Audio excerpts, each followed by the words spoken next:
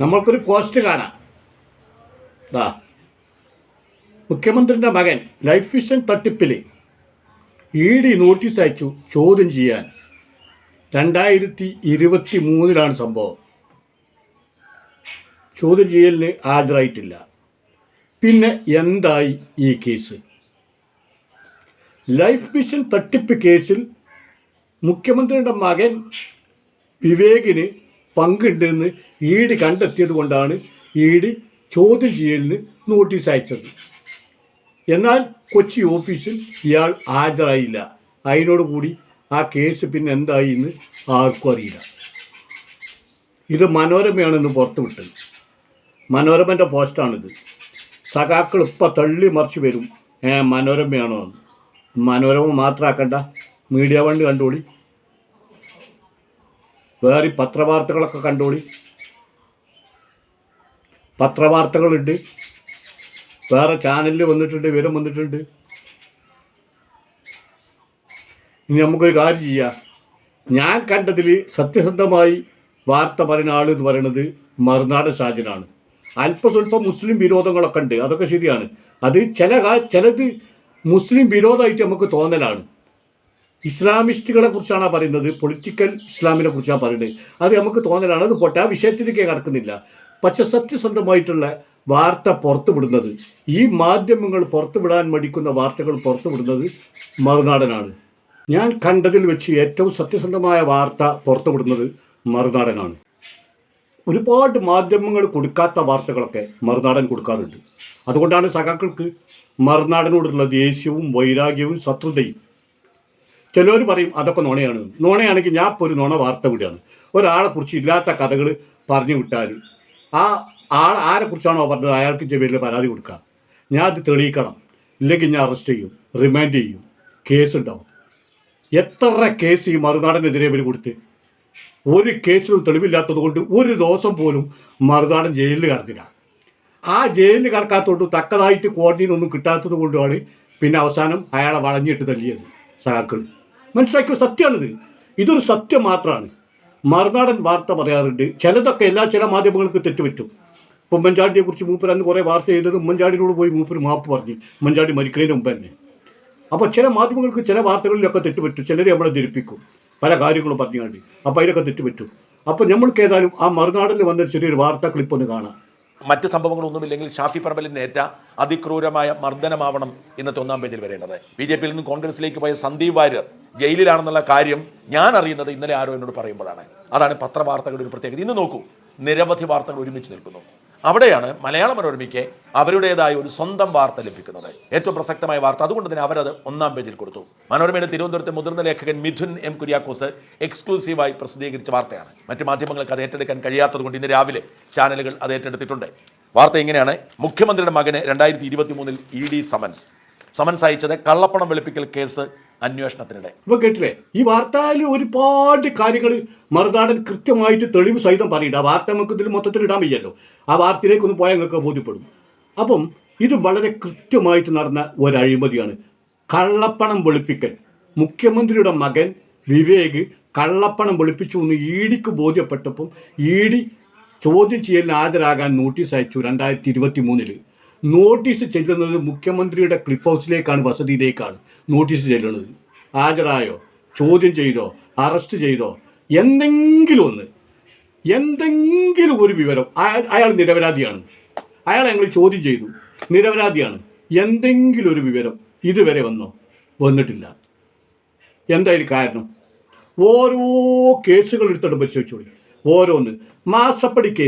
മാസപ്പടി കേസിൻ്റെ ബാക്കിലായിരുന്നു ജോർജ്, പിന്നെ PC ജോർജിൻ്റെ മകൻ ഷോൺ ജോർജ്. എന്തിനാ അച്ഛനെ പിടിച്ച് ജയിലിട്ടതിന് പക വിട്ടാൻ മകളെ പിടിച്ച് ജയിലിടുന്നത് ഷോൺ ജോർജ് ഇറങ്ങിയതാണ്. അപ്പോൾ ഷോൺ ജോർജും അച്ഛനും ഒക്കെ പാടെ BJPക്കാണ് പോയപ്പം അവിടുന്ന് കിട്ടിയ ഉറപ്പാണ് ഒരു ദിവസം മകളെ അത്തിടും. അങ്ങനെയാണ് SFIO എന്ന ഒരു അന്വേഷണ ഏജൻസി, ഞാൻ അന്ന് കേൾക്കുകയാണ്, ആ ഏജൻസിൻ്റെ പേര് SFIO. അപ്പോൾ ഈ SFIO വന്ന് അന്വേഷണം തുടങ്ങി. അപ്പോൾ ഈ SFIOക്ക് ഒരുപാട് പിന്നെ കഴിവുകളുണ്ടായിരുന്നു. ഇപ്പോൾ എവിടെ കയറി ചെന്നും ചോദ്യം ചെയ്യുക, അറസ്റ്റ് ചെയ്യുക, വിളിച്ചു വരുത്തുക, വിദേശത്തൊക്കെ ആണെങ്കിൽ വിളിച്ചു വരുത്തുക, അങ്ങനെയൊക്കെയുള്ള അധികാരങ്ങൾ ഈ SFIOക്ക് ഉണ്ട്. അന്ന് വാർത്താ മാധ്യമങ്ങളിലൂടെയാണ് ഞാനിത് മനസ്സിലാക്കിയത്. ഈ SFIO ഈ വീണ വിജയൻ്റെ പേരിൽ കേസെടുത്ത് അന്വേഷണം തുടങ്ങി. കേന്ദ്ര ഏജൻസി ആട്ടോ അന്വേഷണം തുടങ്ങി. പിന്നെ ഓരോ കാര്യങ്ങൾ ചർച്ച ചെയ്തു, രഹസ്യങ്ങളും തെളിവുകൾ ഓരോന്ന് ഉണ്ടാക്കിയെടുത്ത് അന്വേഷണമായിട്ട് ഒരു മുന്നോട്ടേക്ക് പോയി. ഒരു 2-3-4 മാസം കഴിഞ്ഞപ്പോൾ കണ്ടാണ് വീണ വിജയന് നോട്ടീസ് അയക്കാൻ SFIO തീരുമാനിച്ചു. വീണ വിജയനോട് ചോദ്യം ചെയ്യലിന് ഹാജരാകാൻ SFIO നോട്ടീസ് അയക്കാൻ തീരുമാനിച്ചു. അതുവരെ വന്ന് അവിടുന്ന് ഒരു വർത്താനമില്ല. നോട്ടീസ് അയക്കാൻ തീരുമാനിച്ചു, പിന്നെ ഒരു വർത്താനമില്ല. പിന്നെ കണ്ടിന് ഹൈക്കോടതിയിൽ നിന്നൊരു ഉത്തരവ് വരുന്നു, SFIOൻ്റെ എല്ലാ നടപടികളും നിർത്തിവെച്ചിട്ടുണ്ട്. ഇനി ഈ മാസപ്പടിനെ കുറിച്ച് ഞാൻ ആരും ചർച്ച ചെയ്യരുത്, വീഡിയോ ചെയ്യരുത്. എങ്ങനെയുണ്ട് ഇപ്പം കിടക്കുന്നത്? അങ്ങനെയാണ്. ഇനി 4 മാസം കഴിഞ്ഞിട്ട് ഇതിനെക്കുറിച്ച് വിധി പറയുന്നു. ഏത് ചോദ്യം ചെയ്യലിന് ഹാജരാകാൻ നോട്ടീസ് കൊടുത്തതിനെ കുറിച്ചിട്ടോ. ഞാൻ അവിടുന്ന് അതിന് വിധി വന്ന് അനുമതി വന്നിട്ടൊക്കെ വേണം. ഈ SFIOക്ക് അമിതമായ അധികാരം ഉണ്ടെന്നൊക്കെ പറഞ്ഞിട്ട് ഈ SFIO അന്വേഷിക്കുന്ന ചോദ്യം ചെയ്യലിന് ഹാജരാകാൻ നോട്ടീസ് അയക്കുമ്പോഴത്തേന് കോടതിയെ മുടക്കി. എവിടെ എത്തി ചെന്ന് നിൽക്കുന്നത്? എന്താ ഇപ്പം ആ അന്വേഷണം? മാസപ്പടി കേസ് കൃത്യമായിട്ട് SFIO പറഞ്ഞു 1,72,00,000 രൂപ വീണ വിജയൻ കൈപ്പറ്റിയിരിക്കുന്നു. SFIO പുറത്തുവിട്ട വാർത്ത മാധ്യമങ്ങൾ കൊടുത്തു. 1,72,00,000 രൂപ വീണ വിജയൻ കൈപ്പറ്റിയിരിക്കുന്നു എന്ന് SFIO പുറത്തുവിട്ടു. ആ പുറത്തുവിട്ട വാർത്ത മാധ്യമങ്ങൾ കൊടുത്തു. നമ്മളും അതിലൂടെ തന്നെയാണ് ചർച്ച ചെയ്തത്. ആ SFIO കൊടുത്ത വാർത്തയുടെ അടിസ്ഥാനത്തിൽ ആ 1,72,00,000 രൂപ ഒരു ജോലിയും ചെയ്യാതെ ആണ് വീണ വിജയൻ കൈപ്പറ്റിയത്. ഒരു സേവനവും ചെയ്യാതെയാണ് വീണ വിജയൻ കൈപ്പറ്റിയത്. അതുകൊണ്ട് SFIO ചോദ്യം ചെയ്യാൻ നോട്ടീസ് അയച്ചു. എന്തായി? വല്ല വിവരം കിട്ടിയോ? എന്തെങ്കിലും വിവരം ഉണ്ടായോ? നിങ്ങളൊന്നിട്ട് ആലോചിച്ച് നോക്കി. ഇതിലെ കള്ളക്കളികൾ നമ്മൾ വെളിച്ചത്ത് കൊണ്ടുവരാൻ എല്ലാ മാധ്യമങ്ങളും രാഷ്ട്രീയ പാർട്ടികളും തയ്യാറായെങ്കിൽ മാത്രമേ ഇത് വെളിച്ചത്ത് വരുള്ളൂ. ഇതിലെല്ലാ രാഷ്ട്രീയ പാർട്ടികളും ഒറ്റക്കെട്ട, കോൺഗ്രസ് ആയാലും ലീഗ് ആയാലും CPM ആയാലും. കാരണം രമേശ് ചെന്നിത്തല വാങ്ങിയാണ്, പിന്നെ VD സതീശൻ വാങ്ങിയാണ്, പിന്നെ ഉമ്മൻചാണ്ടി വാങ്ങിയെന്നൊക്കെ പറഞ്ഞേക്കുണ്ട്. അപ്പോൾ രമേശ് ചെന്നിത്തലയും VD സതീശനും കുഞ്ഞാലിക്കുട്ടിയൊക്കെ നേരത്തെ വന്ന് പറഞ്ഞ് ഞങ്ങൾ പാർട്ടി ഫണ്ടിക്കാണ് വാങ്ങിയെന്ന് അങ്ങനെ പറഞ്ഞ് തടി ഒഴിഞ്ഞു. ആണെങ്കിലും അല്ലെങ്കിലും അങ്ങനെ പറഞ്ഞ് തടി ഒഴിഞ്ഞു. അപ്പോൾ ആ ഒരു ഇതിൻ്റെ ബലത്തിൽ പ്രതിപക്ഷത്ത് ആരും ഇതിനെതിരെ രംഗത്ത് വരുന്നില്ല. ആകെ വന്നത് മാത്യു കുഴൽനാടനാണ്. മാത്യു കുഴൽനാടൻ MLA ആണ് ഇതിനെതിരെ രംഗത്ത് വരുന്നതും കോടതി പോകണമൊക്കെ. മൂപ്പരെ കൈ ശുദ്ധമായതുകൊണ്ടായിരിക്കും മൂപ്പര് അതിനെതിരെ ശക്തമായിട്ട് മുന്നോട്ടേക്ക് പോകുന്നത്. ആ മാത്യു കുഴൽനാടൻ കോൺഗ്രസിൽ ശരിക്കും ഒറ്റപ്പെടുകയാണ് ചെയ്തത്. ആ മാത്യു കുഴൽനാടൻ്റെ ഹർജി താഴെ കോടതി തള്ളി, ഹൈക്കോടതി തള്ളി, സുപ്രീം കോടതി തള്ളി. എന്നിട്ട് ഇപ്പോൾ സഖാക്കൾ പറഞ്ഞത് എന്താ അറിയോ? മാത്യു കുഴൽനാടൻ്റെ ഹർജിയൊക്കെ കോടതി തള്ളി, വീണ വിജയൻ പിന്നെ അഴിമതി ഒന്നും നടത്തിയിട്ടില്ല, ആ കേസ് തുമ്പില്ലാതെ ആയി. സഖാക്കൾ നിങ്ങൾ അറിയാതെയാണ് പറയുന്നത് എങ്കിൽ ഒരു ചെറിയ കാര്യം ഞാൻ നിങ്ങളോട് പറയാം. അതല്ല അറിഞ്ഞുകൊണ്ടാണ് നിങ്ങൾ പറയുന്നതെങ്കിൽ നിങ്ങളോട് ഒരൊറ്റ ചോദ്യം. സഖാക്കളെ, പാർട്ടിയെ സംരക്ഷിച്ചാൽ പോരെ? ഈ കട്ടുമുടിക്കണ അച്ഛനും മകളെ സംരക്ഷിക്കണം. ഈ ഒരു അച്ഛനും മകളും ഇല്ലെങ്കിൽ പാർട്ടി ഉണ്ടാവില്ലേ? ആ പാർട്ടിയല്ലേ നമുക്ക് വലുത്? ആ പാർട്ടിയെയല്ലേ നമ്മൾ സംരക്ഷിക്കേണ്ടത് അല്ലേ? ഇനി നിങ്ങൾ അറിയാതെയാണ് പദ്ധതിച്ചെങ്കിൽ നിങ്ങളോടൊരു കാര്യം പറയാം. മാത്യു കുഴൽനാടൻ ഈ കോടതിയിലൊക്കെ കയറി ഇറങ്ങിയത് വിജിലൻസ് അന്വേഷണം ആവശ്യപ്പെട്ടാണ്. കോടതി ഹർജിയൊക്കെ തള്ളാനുള്ള കാരണം ഇവിടെ കേന്ദ്ര ഏജൻസിൻ്റെ അന്വേഷണം നടന്നുകൊണ്ടിരിക്കുകയാണ്. അപ്പോൾ കേന്ദ്ര ഏജൻസിൻ്റെ അന്വേഷണം നടന്നുകൊണ്ടിരിക്കുമ്പോൾ അതിൻ്റെ ഇടയിൽ ഒരു വിജിലൻസ് അന്വേഷണത്തിന് പ്രസക്തി ഇല്ല എന്നുള്ളത് പറഞ്ഞുകൊണ്ടാണ് കോടതി ഇത് തള്ളുന്നത്. അല്ലാതെ വീണ വിജയൻ കട്ടിട്ടില്ല, വീണ വിജയൻ നിരപരാധിയാണെന്ന് കോടതി എവിടെയും പറഞ്ഞോ? നിങ്ങളൊന്ന് കാണിച്ചു തരുമോ? ഇന്നലെ ഇപ്പോൾ വഖഫ് ബോർഡിനൊരു വിധി വന്നു. വഖഫ് പിന്നെ മുനമ്പ ഭൂമി വഖഫിൻ്റേതല്ല, ഹൈക്കോടതി. അതങ്ങനെ തന്നെ വന്നു. പോസ്റ്റ് വീഡിയോസ് അങ്ങനെ തന്നെ വന്നു അല്ലേ? അതേമാതിരി കോടതിയിൽ നിന്ന് വീണ വിജയൻ കേസിൽ പ്രതിയല്ല, വീണ വിജയൻ കൈക്കൂലി വാങ്ങിയിട്ടില്ല. നിങ്ങൾ എവിടെയെങ്കിലും ഒരു വിധി സഖാക്കൾ കാണിച്ചു തരുമോ? ഇല്ല. അപ്പോൾ അതിനെതിരെ കോടതിയിൽ നിന്ന് ഒരു വിധി വന്നിട്ടില്ല. അതിപ്പോൾ അവിടെ കടക്കല്ല. നരേന്ദ്രമോദി അമിത് തടഞ്ഞു വെച്ചേക്കാണ്. എന്തിന് തടഞ്ഞു വെച്ചു എന്ന് ചോദിച്ചു കഴിഞ്ഞാൽ BJP പറയുന്ന IG, BJP പറയുന്ന DGP, BJP പറയുന്ന SP, BJP പറയുന്ന ASP, BJP പറയുന്ന കലക്ടർ, BJP തീരുമാനിക്കുന്ന ഗവർണർ, ഇങ്ങനെയുള്ള ഉന്നത പദവിയിൽ മുഴുവൻ RSS നിയന്ത്രിക്കുന്ന ഉദ്യോഗസ്ഥന്മാരാണ്. ഇപ്പതാ ആ ADGPൻ്റെ ഒന്ന് നോക്കിയാൽ നിങ്ങൾ, നമ്മളെ പൂരക്കരക്ക് ADGP അയാളെ കൊണ്ടുകേണ്ടതാ കോർപ്പറേഷൻ്റെ ഇതിൻ്റെ ചെയർമാൻ ആക്കുകയാണല്ലേ. അതായത് ഒഴിവാക്കാൻ പറ്റൂല. കാരണം BJPക്ക് വേണ്ടപ്പെട്ട ആളാണ്, RSSന് സംഘപരിവാറിന് വേണ്ടപ്പെട്ട ആളാണ്. ഇയാളാണ് പൂരം കലക്കിയതും തൃശ്ശൂർ സുരേഷ് ഗോപിനെ ജയിപ്പിച്ചതും. അതിന് കൂട്ടുനിന്നത് പിണറായിയാണ്. ഇപ്പോഴും പിണറായി ഇയാളെ വിടാൻ തയ്യാറല്ല. ഇയാളതപ്പോൾ വേറെ ഒരു ബോർഡ് ചെയർമാൻ്റെ സ്ഥാനത്തേക്ക് പരിഗണിക്കുകയാണ്. ഇവിടെ നോക്കി, എന്തിനാണ്? വേറെ ഉദ്യോഗസ്ഥന്മാരില്ലേ? വേറെ ഉദ്യോഗസ്ഥന്മാരില്ല നൂറുകണക്കിന്, ഓലാണ്ടാക്കിയാൽ പോരെ. അപ്പം ഈ RSS ആണ് ഈ സംസ്ഥാനത്ത് ഭരണം നിയന്ത്രിക്കുന്നത്. അതുകൊണ്ട് തന്നെ RSS എന്ത് വേണമെങ്കിലും, സംഘപരിവാർ RSS BJP എന്ത് വേണമെങ്കിലും ഈ തമ്പുരാന് ചെയ്തു കൊടുക്കും. ആ ചെയ്തു കൊടുത്തതിൻ്റെ ഭാഗമാണ് ആ മാസപ്പടി കേസിൻ്റെ ആ SFIO നോട്ടീസ് അയക്കാൻ തീരുമാനം നിർത്തിയത്. കരുവന്നൂർ സുരേഷ് ഗോപി മാർച്ച് നടത്തി. കരുവന്നൂർ ബാങ്കിൽ നിന്ന് കേട്ട് തൃശ്ശൂർ ടൗണിക്ക് പാവപ്പെട്ടവൻ്റെ പണം കൊടുക്കണം പറഞ്ഞാണ്ട് തെരഞ്ഞെടുപ്പിന് മുന്നിട്ടോ, പിന്നല്ല തെരഞ്ഞെടുപ്പ് കഴിഞ്ഞ ദിവസം 10 തന്നെയല്ല മാർച്ച് നടത്തി. കരുവന്നൂർ ബാങ്കിൽ ഒരു ചോട്ട നേതാവിൻ്റെ CPM പിടിച്ചോ?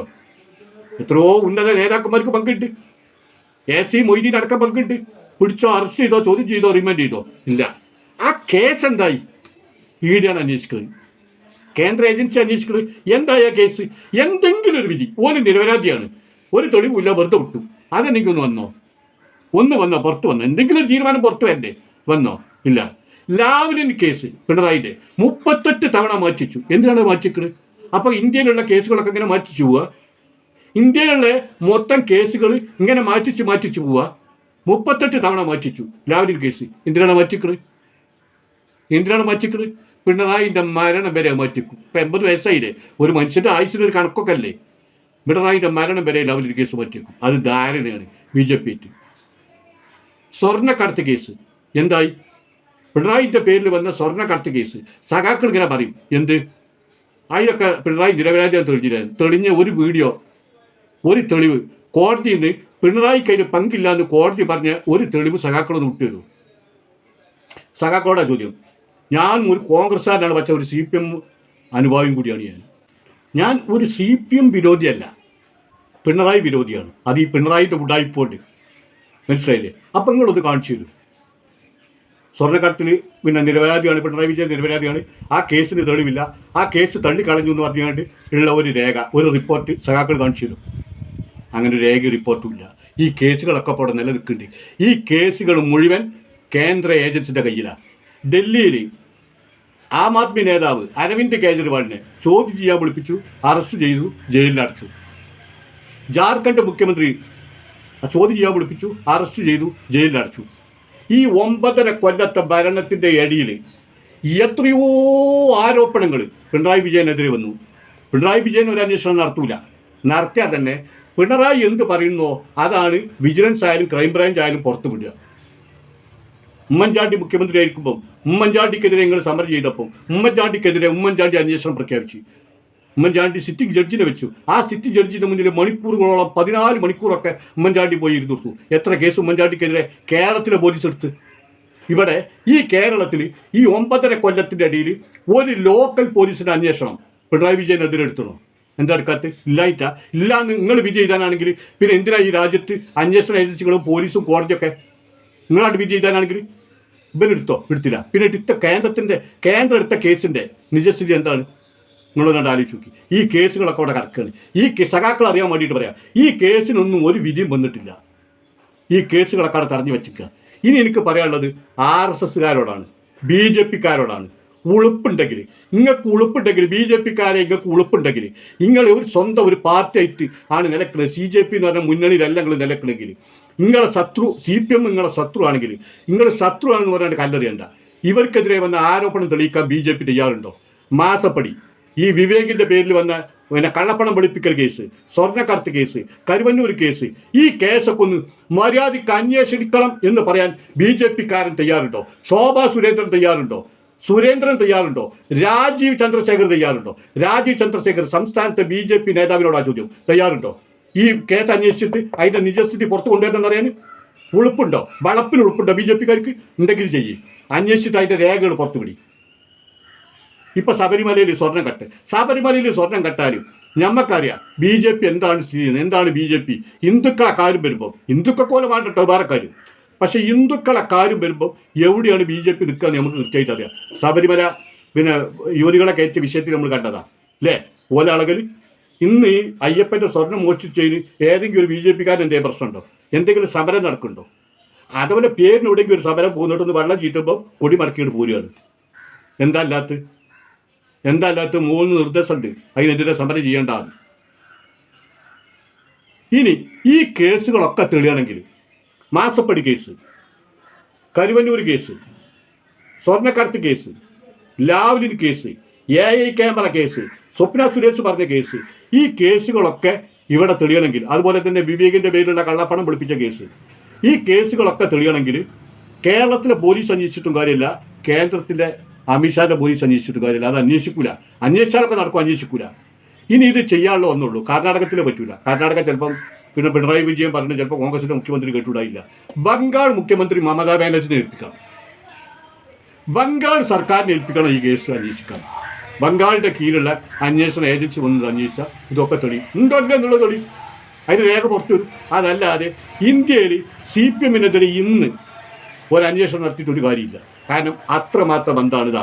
ഇന്നലെ പോയി കണ്ടതാ നമ്മളെ മുഖ്യമന്ത്രി അമിത്ഷാനെ കണ്ട്, നരേന്ദ്രമോദിനെ കണ്ട്, നിതിൻ ഗഡ്കരിനെ കണ്ട്, അതുപോലെ തന്നെ മറ്റേ നിർമ്മല സീതാരാമനെ കണ്ട്.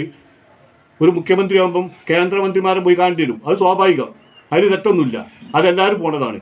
പക്ഷെ ഇവിടെ സഖാക്കൾ എന്താ പറയുന്നത്? കേന്ദ്രം ഒന്നും തരുന്നില്ല, കേന്ദ്രം ഒന്നും തരുന്നില്ല, കേന്ദ്രം ഒന്നും തരുന്നില്ല. കേന്ദ്രം പാലം വെച്ച്, കേന്ദ്രം പെൻഷന് തരുന്നില്ല, കേന്ദ്ര ശമ്പളത്തിന് തരുന്നില്ല, കേന്ദ്രം റോഡിന് തരുന്നില്ല, കേന്ദ്ര ആരോഗ്യത്തിന് തരുന്നില്ല, കേന്ദ്രം ഒന്നും തരുന്നില്ല. പിന്നെ നിങ്ങൾ എത്ര പോയി കാണുന്നത്? ഇപ്പം നാൾ കോടതിയിൽ കൊടുത്തു ചെയ്ത് വയനാട് ദുരന്തത്തിൽ ഒന്നും തരാൻ തയ്യാറില്ല എന്നും പറഞ്ഞു. പിന്നെ അത് ചോദിക്കാൻ പോയതാ? അത് ചോദിക്കാൻ നിർമ്മലിനെ കാണണോ? അത് ചോദിക്കാൻ നിതിൻ ഗഡ്കരിനെ കാണണോ? അത് ചോദിക്കാൻ നദ്ദനെ കാണണോ? അത് ചോദിക്കാൻ അമിത്ഷാനെ കാണണോ? അത് ചോദിക്കാൻ നരേന്ദ്രമോദിനെ കാണണോ? എന്തിനാ അവരെ കണ്ട്? ഈ വിവേകിനെതിരെയുണ്ട് പിന്നെ മാസപ്പടി കേസ്, ഇതൊന്നും പുറത്ത് വരരുത്. അത് മാത്രമാണോ? അല്ല, തെരഞ്ഞെടുപ്പാൻ വരാൻ പോണ്. തെരഞ്ഞെടുപ്പിൻ്റെ പിന്നെ സീറ്റ് വിഭജന ചർച്ചക്കാണ് അവിടെ പോയത്. അത് മാത്രമല്ല, അമ്പലത്തിൽ ഗുരു അത് ആളി കത്തിക്കരുത്. സ്വർണ്ണപ്പാളി വിവാദം അത് ആളി കത്തിക്കരുത്. അതിൻ്റെ പേരിൽ വലിയ പ്രക്ഷോഭങ്ങൾ ഉണ്ടാകരുത്. അതിന് കേസ് അന്വേഷിക്കുകയാണെങ്കിൽ ആ അന്വേഷണം ഉയപ്പിക്കണം. കാരണം അന്വേഷിച്ചാൽ ഇതിൽ CPM-ൻ്റെ നേതാക്കന്മാർക്കൊക്കെ ഇതിൽ പങ്കുണ്ട്. ഓലറിയാതെ ഈ സ്വർണം പോയിട്ടില്ല. ഈ 10 കൊല്ലത്തിൻ്റെ ഇടയിൽ നടന്ന സംഭവങ്ങളാണ് ഇവിടെ വെളിച്ചത്ത് വന്നുകൊണ്ടിരിക്കുന്നത്. ഇതൊക്കെ മൂടി വെക്കാൻ തന്നെയാണ് നമ്മളെ തമ്പുരാൻ ഡൽഹിയിലേക്ക് പോയത്. അപ്പോൾ ഈ മാസപ്പടി ഒന്നുകിൽ ഇതൊക്കെ ഒന്ന് പിരിച്ചുവിടുക. BJP-ക്കാരെ ലേശം ഉളുപ്പുണ്ടെങ്കിൽ BJP-ക്കാരുടെ പച്ചക്ക് പറയാണ്. CPM-മാർക്ക് പിന്നെ ഇല്ല. CPM-മാർക്ക് എങ്ങനെയെങ്കിലും എന്താ വെച്ചാൽ ഇയാളൊന്ന് കഴിച്ചിലാക്കി കിട്ടിയാൽ മതി. എങ്ങനെയെങ്കിൽ ഇയാൾ മകളെയും പണ്ടൊക്കെ പാർട്ടിനെ ഇനി കഴിച്ചിലാക്കല്, നേതാക്കന്മാരെ ഒരു താങ്ങലില്ലേനി. ഇപ്പം അങ്ങനെയല്ല. ഇപ്പം ഈ അടിമകൾ ആയി മാറി, മൊത്തം അന്തംകമ്മികൾ അടിമകളായി മാറി. ഇയാളെയും മകനെയും ഒക്കെ സംരക്ഷിക്കാൻ നടക്കുകയാണ്. അതുകൊണ്ട് അതിനെക്കുറിച്ച് ഞാൻ പറഞ്ഞിട്ട് കാര്യമല്ല. BJP-ക്കാർക്ക് ഉളുപ്പുണ്ടെങ്കിൽ ഈ അന്വേഷണങ്ങളൊക്കെ പുറത്ത് വിടാൻ വേണ്ടി പറയും. ഇതാണ് ഇനി BJP-ക്കാർക്ക് അവസാനമായിട്ട് ഈ സംസ്ഥാനത്ത് ചെയ്യാറുള്ളത്.